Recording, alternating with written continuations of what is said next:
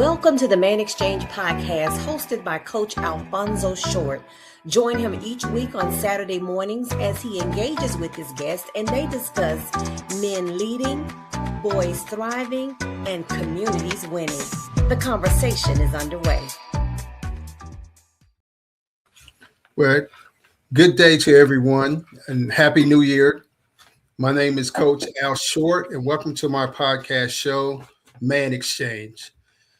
The objective of my show is to gather men together that we can share our experiences in life and help build the future community of young men, as well as help those who are quite seasoned, have lived a while, that we can communicate, start sharing experiences, and share our skill sets with each other that we possibly can help build our own businesses, build our communities, and make a safer place for society overall. My mantra for my show is ManXchange is a safe community, a community where one can be informed, you can be healed, to be whole, and most of all, to be transformed.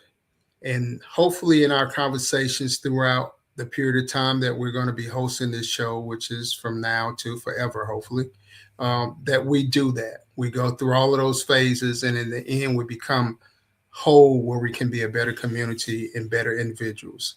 Today, I'd like to share with you a special guest of mine. His name is Mr. Keaton Clemons, and I'll have him share a little bit about himself. How are you doing today, Mr. Keaton? I'm doing well. How are you? I'm doing well. Could you share a little bit about yourself, your age? I'm 20 years old. Just turned 20 this past October. Okay, and where are you from and where you were raised? I'm originally from Detroit, Michigan, but I was raised in Nesbitt, Mississippi. Well, that's where my grandparents stay. It's a suburb outside of Memphis, Tennessee. And I've been there ever since. Okay. And at 20 years old, I like to ask, what is your educational background at this point of your time? You can share the college that you're currently attending or any institutions you've attended prior to now, your class status, and your curriculum major. As right now, I'm in my second year of college. My first year, I attended Southern University of Mississippi in Hattiesburg, Mississippi. Right now, I attend the University of Memphis. With my major is computer information with a high concentration in cybersecurity. Okay, and how would you describe your college experience now over a year and a half or 2 years, so to say? My first year in college was very fun. It was most definitely what everyone talks about, getting the college feel, the college experience. It was a new place. I met a bunch of people. I made a lot of connections. It opened my eyes up more to the grown aspect of life with business, and also trying to put yourself out there, getting yourself into the entrepreneurial lifestyle. So it's pretty been good. The second year of college, though, was kind of challenging with me transferring. It was like all over the place. So I feel like going into my upcoming summer semester, I feel like my feet be back on land and it'll go much smoother. Okay. So you've had to do a lot of time management and space management, I'm sure, in your transfer. So what do you do, or how do you deal with the everyday stresses of life? I just worry about what I can control, and the stuff I don't control, I just put in God's hands. That's the best way I could put it, because sometimes I can get very overwhelmed with stuff I can't control, and at the end of the day, it's nothing I can do about it. Well, that you're leading right into really my next question. I had to follow that up was, how do you mentally and spiritually, how do you keep yourself in position to be well balanced?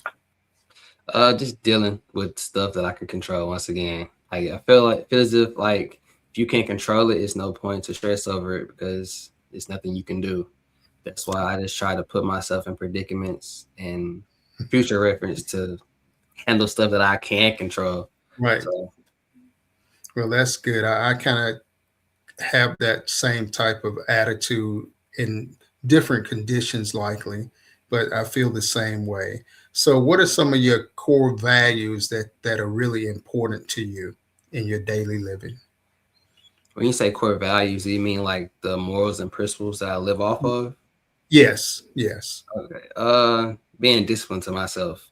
Trying to be disciplined to myself. If I say I'm going to do something today, then I'm going to do it. Try to be more time mindful. Because time is everything. I try to like run on a very tight ship, honestly. So I get up, I go to work. After work, I go to the gym. If either after the gym, I'm either gonna create something with sewing or I'm gonna try to do a YouTube video. So I try to like be very focused. Also like I guess I can just say that for right now. Trying Okay. I'm It, going it, into the new year. I'm trying to focus on that. yeah, it sounds like you have a agenda that you stick closely to, and that's good. Time management is very important with everything we do in life, and particularly being a student and all the other activities that take place. And if you're doing any type of employment between school and working and doing other things. So, what would you say your greatest strengths and or weaknesses are? We don't have to harp on either one, but what would you say in assessing yourself? Since you're saying in the new year you're starting off, so it's probably things you're working on and things that you become more expert of through the past year.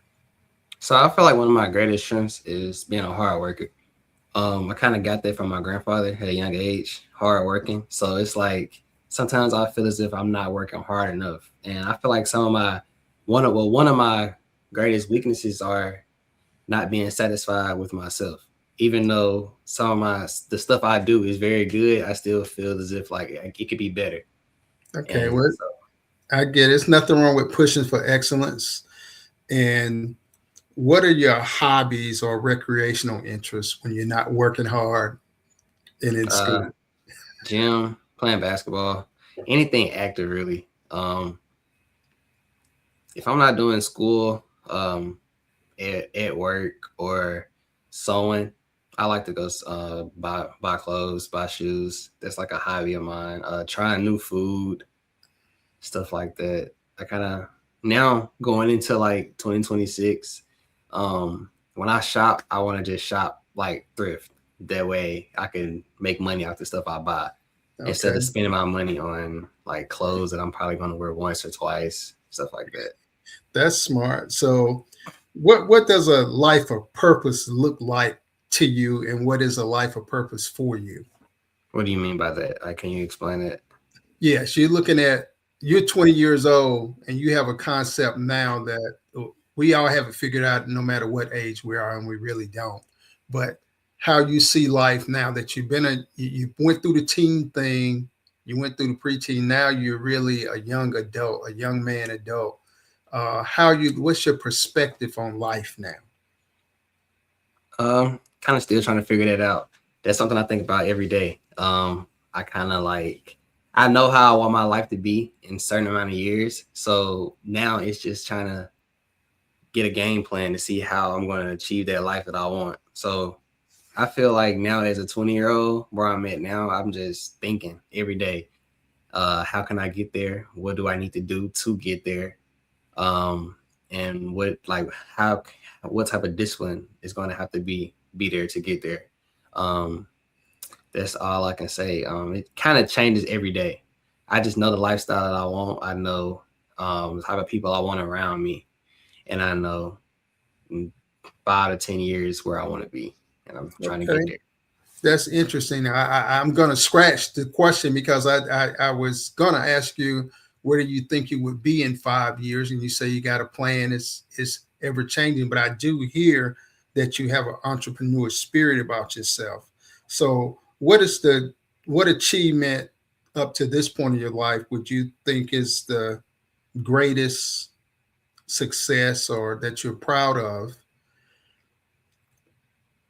And what did you learn from gaining the experience or achieving the goal?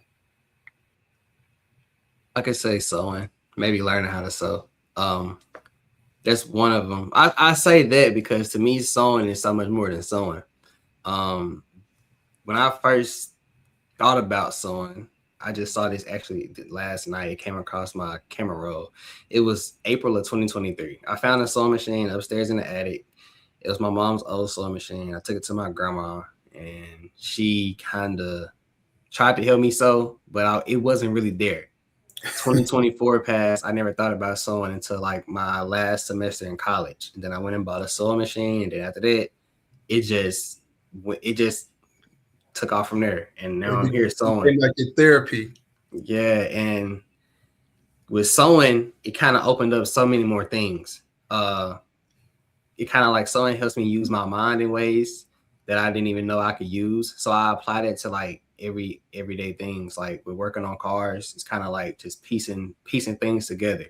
It helps me just work my mind in ways that I didn't even know that I could do or even think that way. So that's kind of like one of the biggest achievements I feel like I've accomplished so far, besides graduating high school and almost and close enough to graduating college. So very good, very good. Now you speak of sewing, that's your hobby and appears to be your passion. What are you sewing? I mean, you have an entrepreneur spirit. So what has sewing led you into in your entrepreneurship? Right now, well, let's start when I first started. When I first started, I was just sewing pants, kind of getting skinnier pants, as we call them, skinny jeans now, and kind of making them into baggy pants. Baggy pants are, well, not baggy pants, kind of like flared leg. As you people know, like the mid 70s, early 70s, those style bell bottom pants, kind of make them into that style. And I transitioned into doing skirts for girls in the middle of the summer, skirts for girls. Then when it came into football season, college football, I was making game day skirts, game day pants. Then I kind of got comfortable enough to go into doing patterns. And I made my first hoodie from a pattern this past November. I've made 2 hoodies.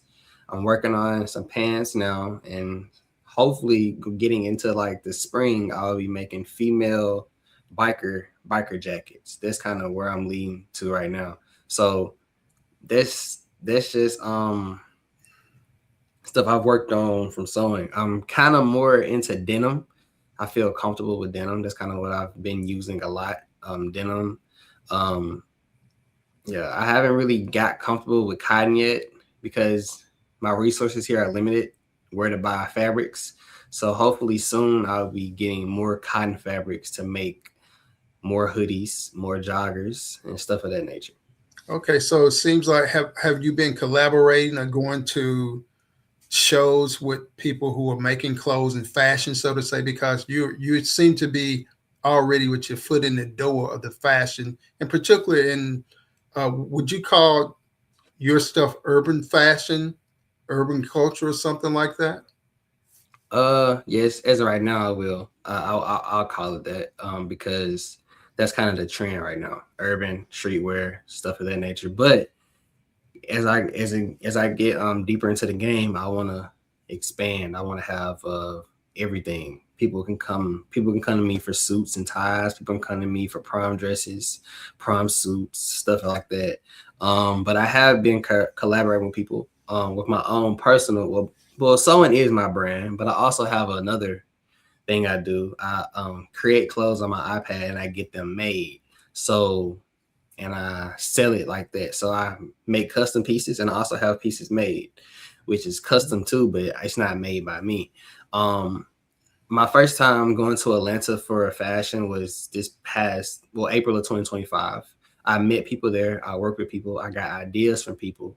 And we made connections. Then I went again this past July and I did the same thing. And hopefully this April coming up, I will be there selling my stuff.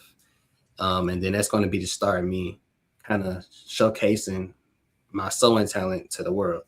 So that's the plan right now. But I am networking with people in Atlanta. That's like kind of where I am right now. Memphis and Atlanta, back and forth with networking with a lot of people.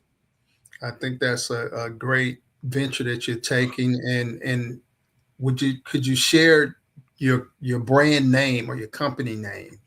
My brand name is Carnardi. Carnardi. When people ask me what does it mean, Carnardi is me. It's Carnardi is spelled Knardi.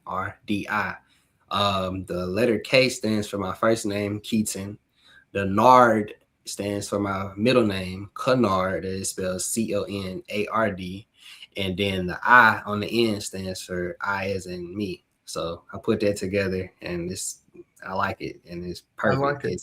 It's kind of versatile. It can go for anything. If I want to sell clothes, if I want to start a grocery store, it goes with anything.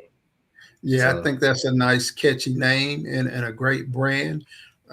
I'm gonna hope and pray that everything would go well with you as you continue to get into the fashion world. I know it's competitive, but you're a hard worker and you're a quick learner, so I expect great things from you.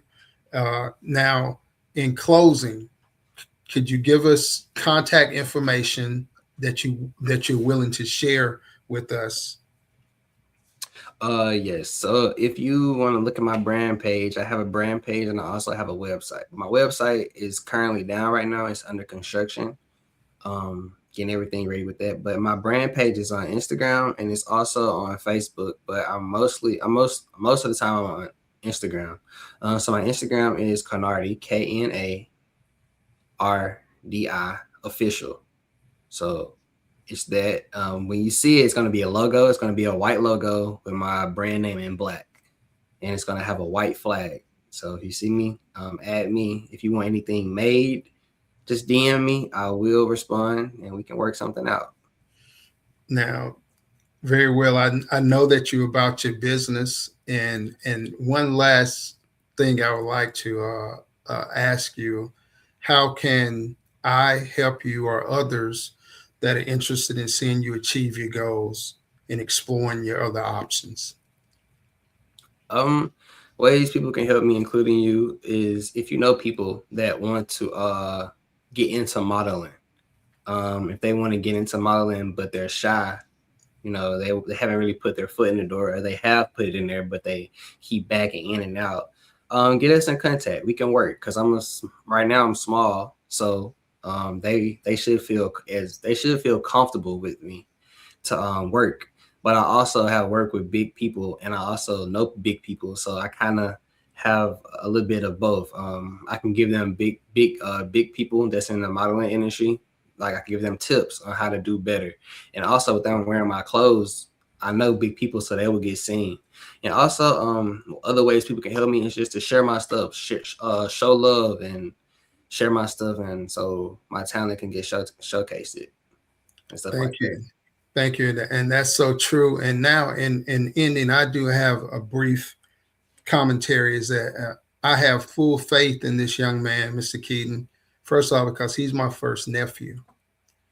And I'm very close to him and with him. We've been separated through years of me living in a different location than him, but he's proven himself and he's really about the business of the business he's doing. He's very motivated and he's a young man of integrity and humility. And it's no joke about him about hard work, whether it's from a mental, academic standpoint or doing physical work as well. So Keaton, I'm very proud of you. And I like to say your aunt, Dr. Nissa Short, is very proud of you and your entire family. I appreciate you being a part and participating with my podcast that I'm starting because you're helping my entrepreneurship in business, get started as well. And I'm going to always do everything I can to help you. So thank you for your time today and continued blessings. And however we can help you, we would do so. We'll continue to share your contact information on our shows. And to everyone, thank you for being a part of the show today. Please share the podcast site with others and have a great day. Thank you. Yeah.